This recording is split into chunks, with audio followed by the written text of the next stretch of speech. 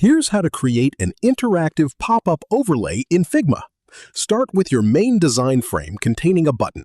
Create a separate frame off to the side of your canvas. This will be your pop-up. Add your pop-up content inside it, such as a heading, text, or image. Keep it clean and focused. Switch to the Prototype tab at the top right. Select your button and drag the blue connection circle to your pop-up frame. Set the trigger to On Tap and the action to Open Overlay. Set the overlay position to centered so it appears in the middle of the screen. Enable Close when clicking outside so users can dismiss it naturally. Add a background dim at 50% opacity to focus attention on the pop-up. Set a Move In animation with a duration of 500 milliseconds for a smooth entrance. Click the Present button at the top right to preview, tap the button, and your pop-up will slide in centered and looking polished.